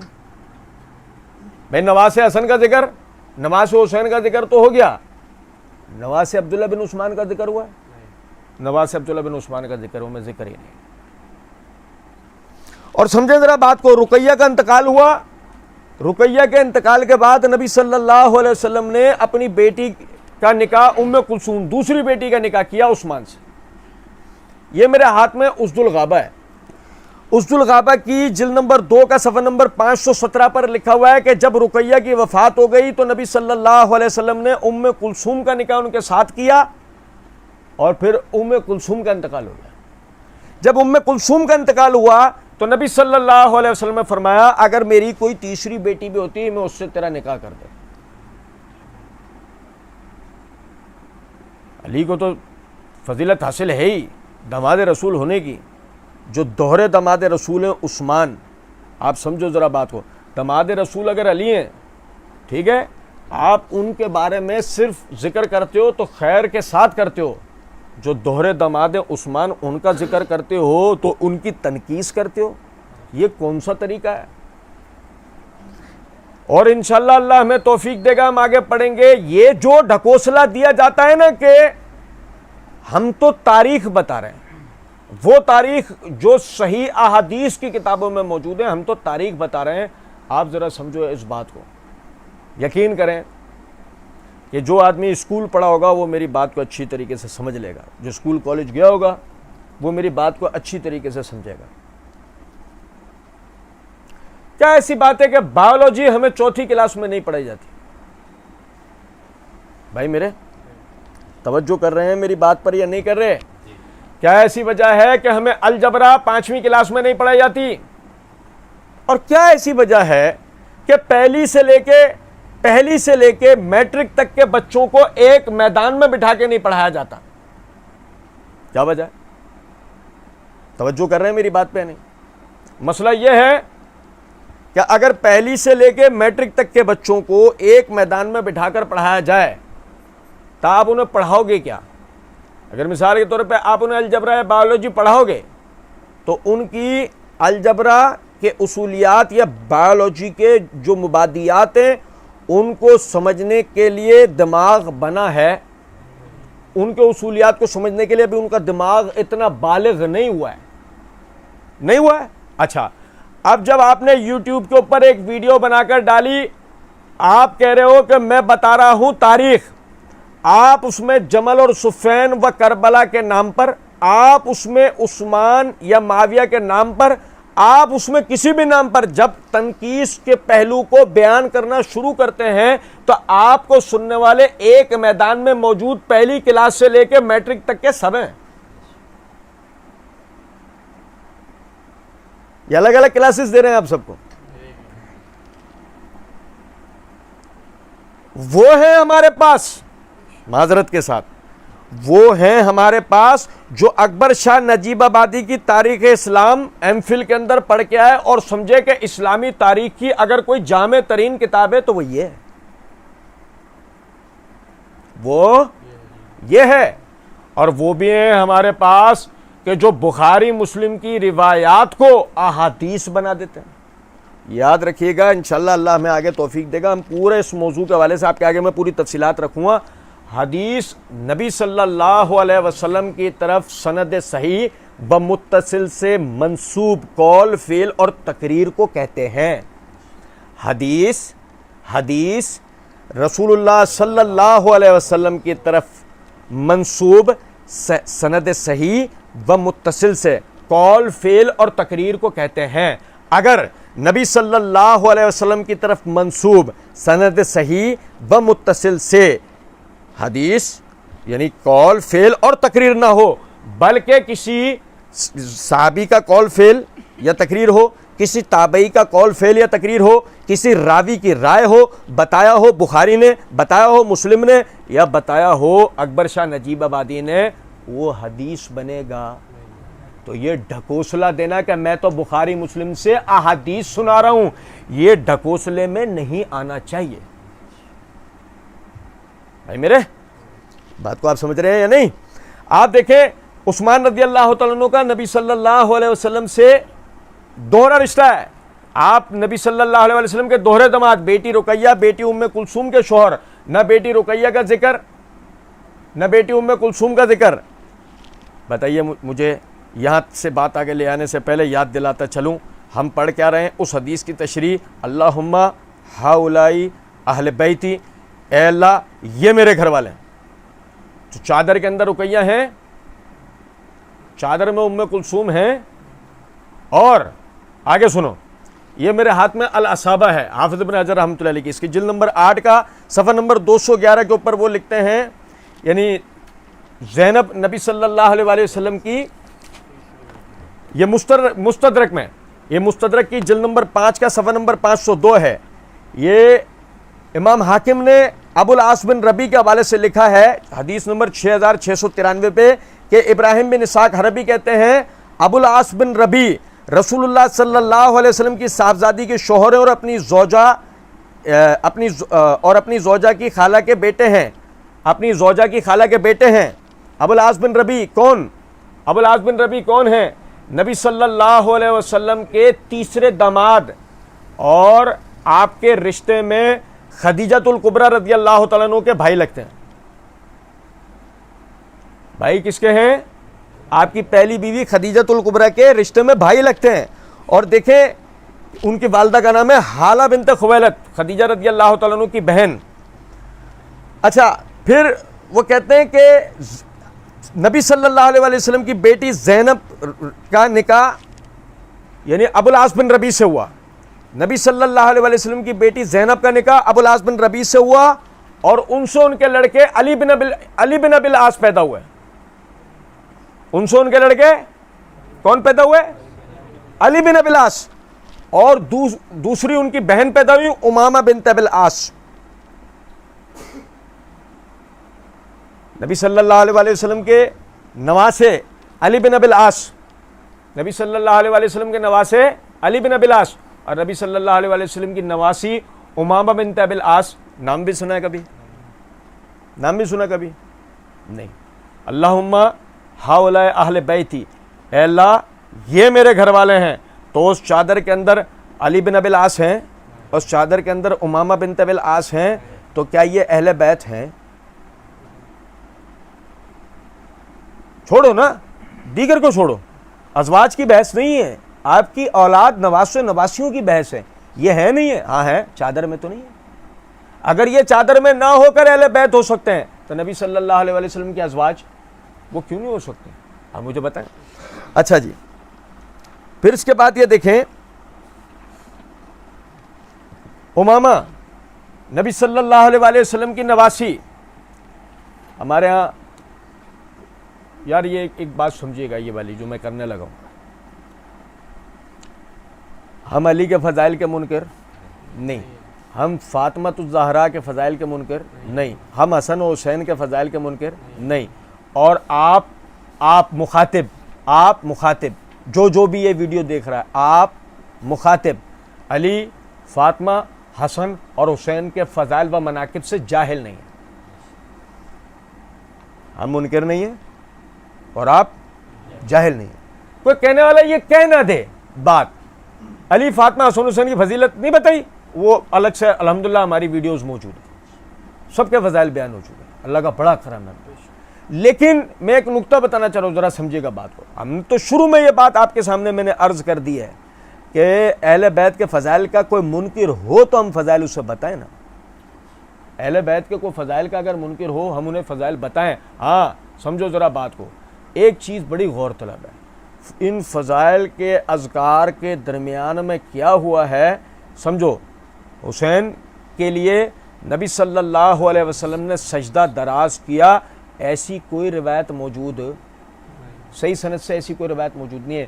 سیدنا حسین بن علی رضی اللہ تعالیٰ عنہ کی فضیلت کے لیے اتنا کافی ہے کہ سنن ترمذی کے اندر حدیث ہے، نبی صلی اللہ علیہ وسلم نے فرمایا میرے یہ دونوں بیٹے جنت کے پھولوں میں سے 2 پھول ہیں اور جنت کے جوانوں کے سردار ہیں. کافی ہے نا. ایک سمجھنے والے کے لیے حسن اور حسین رضی اللہ تعالی عنہما کی فضیلت کے لیے یہ حدیث بہت ہے. اچھا اس کے بعد یہ سمجھے ذرا بات کو, ہمیں ان کا فضائل کے لیے روایات گھڑنے کی یا گھڑی ہوئی روایات بیان کرنے کی ضرورت نہیں ہے نا. آپ سمجھو ذرا بات کو. یہ میرے ہاتھ میں ہے صحیح بخاری. چوچو بیان کرنے والے چوچو کیا کہہ رہے ہوتے ہیں, میں تمہیں بخاری مسلم سے پڑھ کے سنا رہا ہوں. میں بخاری مسلم سے یہ بھی تو پڑھ کے سنا ہوں نا. صحیح بخاری ہے, صحیح بخاری میں کتاب الصلاۃ ہے. کتاب الصلاۃ میں امام بخاری نے باب قائم کیا, باب اذا حمل جاریۃ صغیرۃ علی عنقہ فی الصلاۃ, کہ جب نماز پڑھتے ہوئے کوئی چھوٹی بچی آ کر کندھوں پر سوار ہو جائے. اور یہاں میں آپ کو ذرا ٹچ دیتا چلوں, اگر وحید الزماں کی شیعت کو سمجھنا ہو نا, اس باب کا ترجمہ دیکھ لینا, آپ وحید الزماں کی شیعت کو سمجھ لو گے کہ وحید الزماں نے یہاں پر جاریتن صیغہ تذکیر ہے, مؤنث کا صیغہ ہے, مگر اس کے باوجود بھی وحید الزماں نے ترجمہ کیا کیا ہے, نماز پڑھتے ہوئے چھوٹا بچہ گردن میں بٹھا لینے کا بیان. یہ چھوٹی بچی کیوں نہیں کیا ترجمہ جبکہ مؤنث کا صیغہ ہے؟ بات تو وہ ساری وہی ہے نا, وہ بچی کا ہی تو مسئلہ ہے. اس بچی کا کسی کو پتہ لگنا چاہیے, پنجتن کا پروپیگنڈا ختم نہیں ہونا چاہیے. سنو ذرا بات کو. یہ باقاعدہ ابو قتادہ حارث بن ربیع انصاری رضی اللہ تعالیٰ عنہ فرماتے ہیں کہ نبی صلی اللہ علیہ وسلم اپنی نواسی امامہ کو گود میں اٹھائے ہوئے نماز پڑھ رہے تھے, جو کہ حضرت زینب آپ کی صاحبزادی اور آپ ان کے شوہر ابو العاص بن ربیعہ بن عبد شمس کی بیٹی تھیں. جب آپ سجدہ کرتے ان کو زمین پر بٹھا لیتے اور جب کھڑے ہوتے ان کو اٹھا لیتے. یہ نماز میں سجدے میں بیٹھنے والا تو کوئی واقعہ نہیں ہے, نماز میں گود میں اٹھانے کا واقعہ کس کے لیے ہے؟ امامہ بنت ابی العاص. اور اسی طریقے سے ذرا سمجھو کہ باقاعدہ یہ امامہ جب جوان ہوئیں, بھائی سنو ذرا بات, علی کی کتنی بیویاں تھیں؟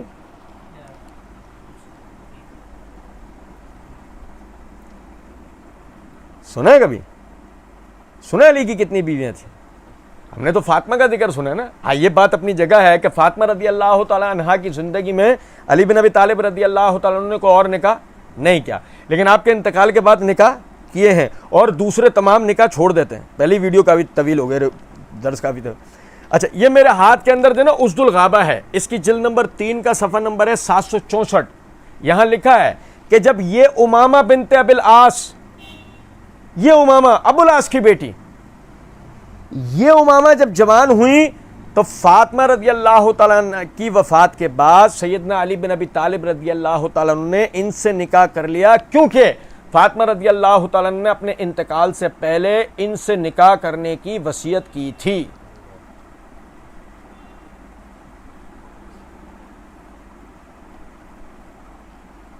سنو ذرا بات کو, فاطمہ کا انتقال ہو گیا. سنو, آپ دوسروں کی بھی تو منطقیں سنتے نا, ہماری والی منطقیں بھی سنو بھائی, دوسروں کی بھی تو منطقیں سنیے نا, یہ منطق بھی سنو, یہ بھی بڑی کام کی منطق ہے. ایک اور طلب نکتہ ہے کہ زینب کا انتقال ہو گیا, زینب کا فاطمہ کا انتقال ہو گیا. فاطمہ کے انتقال کے بعد وہی چادر اس میں رسول ہیں, اس میں علی ہیں, اس میں حسن ہے حسین.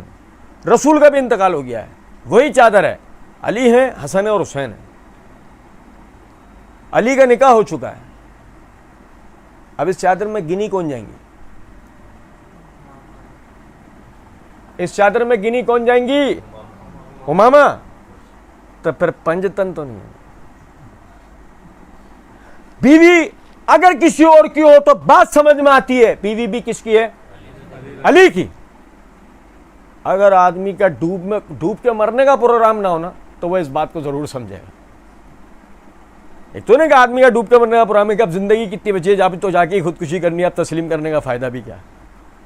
لیکن اگر ایسا کوئی ارادہ نہ ہو تو پھر یقین کریں جو مقام فاطمہ کا تھا وہ فاطمہ کا تھا, لیکن ان کے بعد جو دوسرا مقام آیا وہ امامہ کا آیا. ذکر کرنے میں کبھی یہ ذکر بھی تو کرو. اور مسئلہ سارا یہ ہے دوسرے جتنے ذکر بھی ہم کرتے جائیں گے آخر کار وہ ذکر اس بات کو ثابت کر دیں گے کہ اہل بیت کا حصر 5 میں نہیں ہے، اور یہ بات بھی ثابت ہو جائے گی کہ جو یہ ڈھکوسلا کرتے ہیں کہ یہ اہل بیت کا ذکر نہیں کرتے، اس ڈھکوسلے کا پردہ فاش ہو جائے گا کہ اتنے عرصے میں تم نے کتنے لوگوں کا ذکر کر لیا۔ کچھ بات آئی سمجھ میں؟ اور یہاں پر سنو ذرا بات کو، زینب بنت علی بن ابی طالب، بھائی میرے زینب بنت علی بن ابی طالب، علی رضی اللہ عنہ کی بیٹی زینب، یہ میرے ہاتھ میں اصابہ ہے، اس کی جلد نمبر 8 صفحہ نمبر 211۔ زینب بنت علی بن ابی طالب بن عبد المطلب ہاشمیہ نبی صلی اللہ علیہ وسلم کے اہل بیت میں سے ہیں، ان کی والدہ فاطمہ الزہرا ہیں۔ ابن اسیر فرماتے ہیں نبی کریم صلی اللہ علیہ وسلم کی زندگی میں پیدا ہوئی، انتہائی عقل مند، انتہائی ذہین، انتہائی فطین تھیں۔ ان کے والد علی بن ابی طالب نے اپنے بھتیجے عبداللہ بن جعفر سے ان کا نکاح کر دیا، جن سے ان کی اولاد ہوئی۔ زینب کا نکاح کس سے ہوا؟ عبداللہ بن جعفر، کون؟ آل جعفر۔ جعفر کون؟ آل جعفر۔ اور بھائی میرے علی نے اپنا نکاح عمر سے کیا، علی نے اپنی بیٹی کا نکاح عمر سے کیا، علی نے اپنی دوسری بیٹی کا نکاح کس سے کیا؟ عبداللہ بن جعفر سے۔ اب مسئلہ سارا یہ ہے عمر کے بارے میں تو پروپیگنڈا ہو گیا، عبداللہ بن جعفر کے بارے میں تو پروپیگنڈا کر بھی نہیں سکتے بھائی، چچا کے لڑکے ہیں، نبی صلی اللہ علیہ وسلم کے چچا کے لڑکے ہیں، ان کے بارے میں تو پروپیگنڈا کر بھی نہیں سکتے، لیکن اتنا ضرور ہے کہ ذکر بھی کرنا نہیں ہے، کیونکہ ذکر کر دیا تو سوال اہل بیت میں ہے بھائی میرے، اہل بیت میں گنے جائیں گے، ہاں تو پنجتن تو نہیں رہے، بات تو گھوم پھر کے وہیں اپنی جگہ کھڑی ہے نا۔ اچھا پھر اس کے بعد یہ سمجھیں، اس کے بعد وہ حوالہ کہ جس کے بعد انتقال، صحیح؟ کوئی کہے کہ نہیں جی جتنی تم نے باتیں کی سب تمہارے سنیوں کی گڑھی ہوئی ہیں، یہ میرے ہاتھ میں حیات القلوب ہے ملا باقر مجلسی کی، اس کی جلد نمبر 2 کا صفحہ نمبر 870 871، پورا پڑھنے کے لائق ہے، پورا سننے کے لائق ہے۔ میں آپ بھائیوں کے آگے پڑھوں گا، الفاظ بھی ان کے پورا پیراگراف پڑھوں گا، کوئی اس سے 2 فائدے جائیں گے نا، کوئی کہنے والا یہ بھی نہیں کہے گا وہاں سے پڑھا اور یہاں سے پڑھ دیا، پورا نہیں پڑھا، تو پورا ہی سنیں، انشاءاللہ آپ کو بہت فائدہ ہوگا۔ یہ لکھتے ہیں صفحہ نمبر 869 سے، بسند معتبر، بسند میرے الفاظ نہیں ہیں، الفاظ کس کے؟ نہ ہماری کتاب ہے، کتاب ان کی۔ بسند معتبر حضرت صادق علیہ السلام سے روایت ہے۔ صادق کون ہے؟ امام جعفر صادق، کہ جناب رسول خدا صلی اللہ علیہ وآلہ وسلم کی اولاد جناب خدیجہ رضی اللہ تعالی عنہا کے بطن سے، کس کی اولاد؟ اولاد کس کی؟ خدیجہ رضی اللہ تعالی عنہ کے بطن سے نبی صلی اللہ علیہ وسلم کی اولاد، کوئی پہلے شوہر کی اولاد نہیں ہے، نبی صلی اللہ علیہ وسلم کی اولاد خدیجہ رضی اللہ تعالی عنہ کے بطن سے طاہر، قاسم، فاطمہ، ام کلثوم، رقیہ اور زینب ہیں۔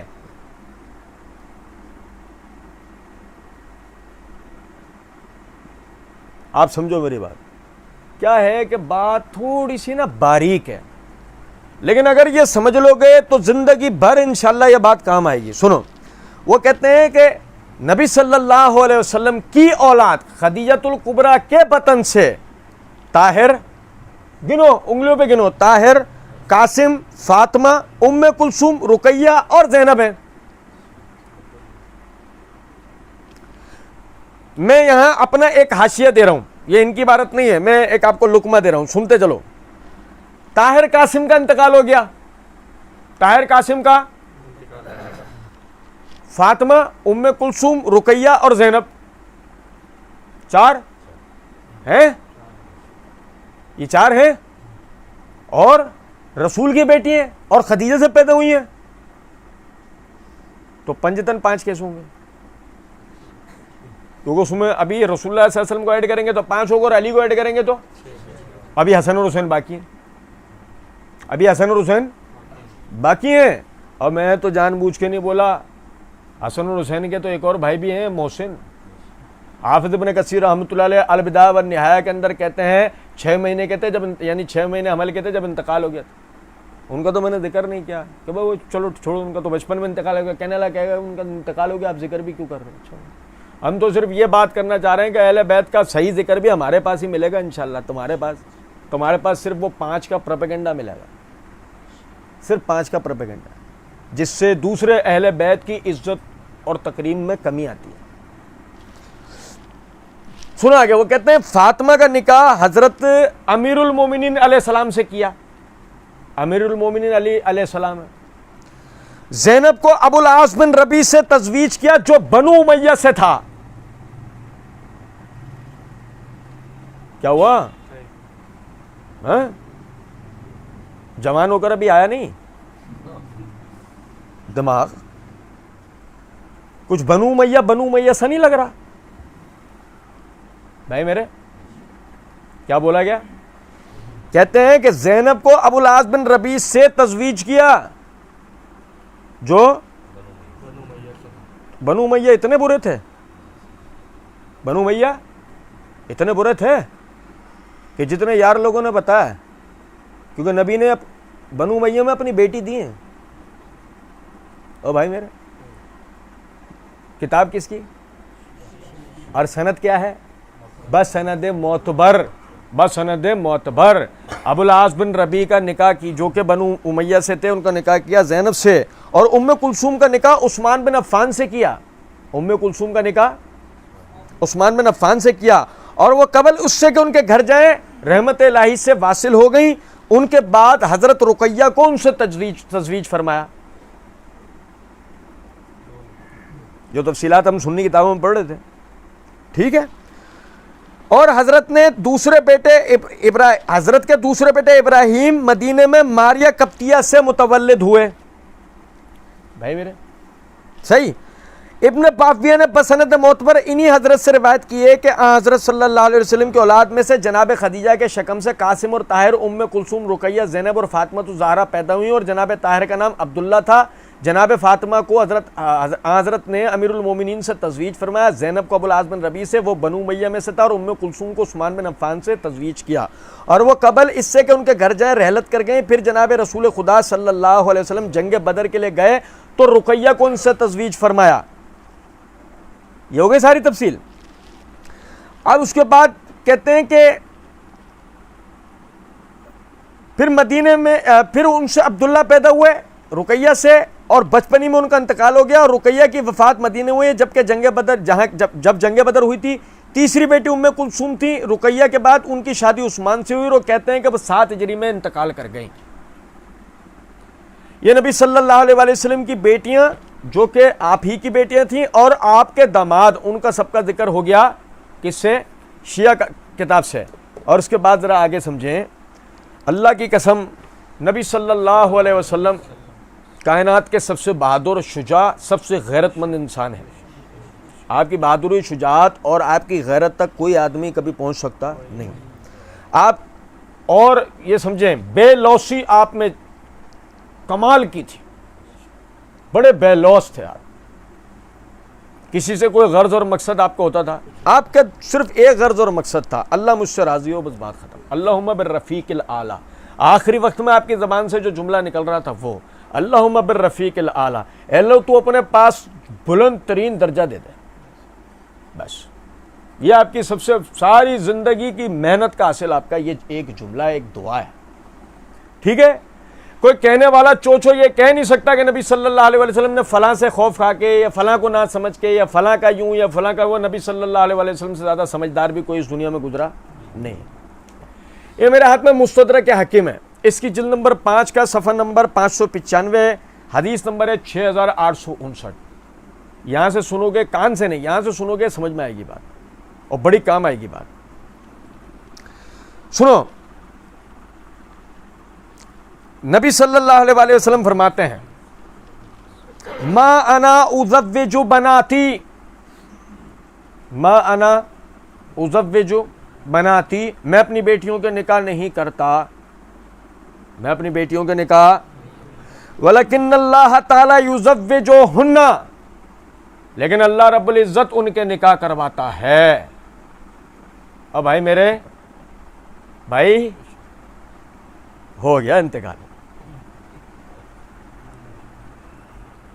سمجھو ذرا اس بات کو۔ علی سے نکاح اللہ کے حکم سے ہوا بھائی میرے، ابو العاص بن ربیع سے نکاح اللہ کے حکم سے ہوا، عثمان بن عفان سے نکاح اللہ کے حکم سے ہوا۔ میرے بھائی رسول اللہ صلی اللہ علیہ وسلم کے تینوں دامادوں کا انتخاب کس نے کیا ہے؟ اللہ رب العزت۔ اگر بے شرمی اس سے ڈوب کے مرنے کا مقام نہ ہو نا تو سمجھنے کے لیے یہ بات ہمارے لیے بہت ہے۔ اور اس کے بعد ذرا سمجھیں، میں دو آخری باتیں آپ بھائیوں کے سامنے رکھ دیتا ہوں۔ پہلی، کیا ہے کہ بہت سارے بھائی مجھ سے خوش ہوئے ہوں گے اللہ نے اگر توفیق دی تو، اور بہت سارے بھائی مجھ سے ناراض ہو چکے ہوں گے، لیکن ناراض بھائیوں کو میں تحقیق کا ایک نقطہ دے رہا ہوں، اس پہ تحقیق کریں۔ صحابہ اکرام رضوان اللہ علیہم اجمعین کے حوالے سے یا رسول اللہ صلی اللہ علیہ وسلم کے گھرانے کے لوگوں کے حوالے سے بات کرنے سے پہلے اس حدیث پہ توجہ ضرور رکھیں کہ نبی صلی اللہ علیہ وسلم نے فرمایا ینقطع کل نسب الا نسبی و سببی و سحری، قیامت کے دن ہر تعلق ختم ہو جائے گا سوائے میرے تعلق کے، میرے نسب کے اور میرے سسرالی رشتوں کے۔ تو نبی یہ پورا کا پورا رسول اللہ صلی اللہ علیہ وسلم کا گھرانہ ہے، یہ سارے آپ کے اہل بیت ہیں۔ ہم سب کو چاہیے کہ ہم اس حوالے سے تحقیق کریں، رسول اللہ صلی اللہ علیہ وسلم کے اہل بیت سے خلوص کے ساتھ محبت کریں، معرفت کے ساتھ اہل بیت کریں۔ اور آخری بات جو ہمارے لیے سب سے لازمی ہے، صحیح بخاری کتاب الانبیاء کے اندر ابراہیم علیہ السلام، اسماعیل علیہ السلام کے حالات بیان کرتے ہوئے امام بخاری رحمۃ اللہ علیہ نے باب کے عنوان سے، صرف باب کے عنوان سے ایک عنوان قائم کیا ہے۔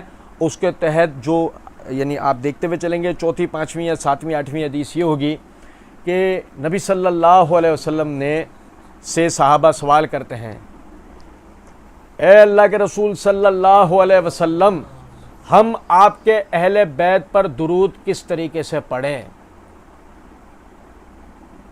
بھائی میرے سو گئے؟ جاگ رہے ہیں؟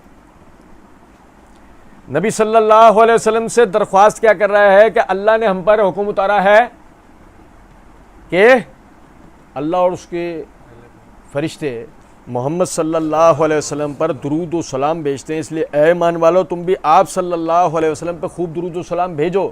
صحابی آگے سوال کیا کر رہا ہے؟ اے اللہ کے رسول صلی اللہ علیہ وسلم، ہم آپ پر اور آپ کے اہل بیت پر درود و سلام کیسے بھیجیں؟ نبی صلی اللہ علیہ وسلم نے فرمایا، کہو اللہم صلی علی محمد وعلی آل محمد کما صلیت علی ابراہیم وعلی آل ابراہیم انک حمید مجید، اللہم بارک علی محمد وعلی آل محمد کما بارکت علی ابراہیم وعلی آل ابراہیم انک حمید مجید۔ اب اس حدیث سے جب پہلے والی حدیث ہے اس کے اندر الفاظ کیا ہیں؟ سنو ذرا بات کو، اللہم صلی علی محمد وعلی آل محمد وازواجہ وذریاتہ کما صلیت علی ابراہیم وعلی آل ابراہیم انک حمید مجید۔ سوال کرنے والے نے سوال کیا کیا ہے؟ میں آپ اور آپ کے اہل بیت پر درود پڑھنا چاہتا ہوں۔ نبی نے درود سکھایا اور درود میں اضافی الفاظ کیا بتائے؟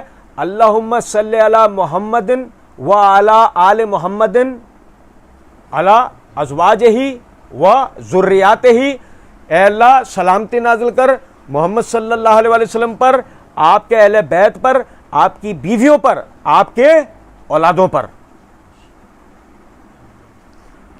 تو کوئی اگر ہمارے لیے یہ بات کہتا ہو، بھائی میرے سنو ذرا بات کو، ہم اہل بیت کے فضائل، ان کے منع کے بیان نہیں کرتے اور ہم اہل بیت کی فضیلت اور تعریف بیان نہیں کرتے، اللہ کی قسم ہمارے یہاں تو فقہ کا مسئلہ یہ ہے کہ اگر نماز میں ایک آدمی درود ابراہیمی نہ پڑھے، پوری نماز اس کو دوبارہ پڑھنی پڑے گی۔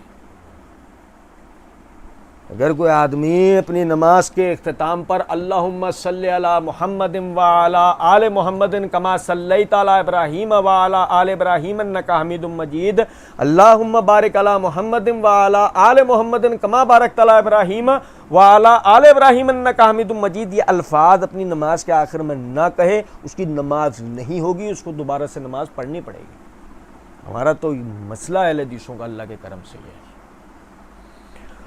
اور اس کے بعد یہ دیکھیں، سمجھیں ذرا اس بات کو کہ اللہ تعالیٰ کا کتنا ہم پر فضل و کرم ہے کہ نبی صلی اللہ علیہ وسلم کے اہل بیت، آپ کے اہل بیت میں آپ کے ازواج، آپ کی اولاد، اگر بالفرض ہم میں وہ آدمی جو اپنی کم علمی، کوتاہی، غفلت کی وجہ سے ان کے فضائل کو نہیں جان پایا، اور وہ آدمی جو جانتا تو ہے مگر ان کے فضائل کو بیان کرنے سے غافل ہو گیا، اللہ عالم الغیب نے دونوں کے لیے ان کی فضیلت کو دن میں 5 ٹائم بیان کرنے کا عمل دے دیا۔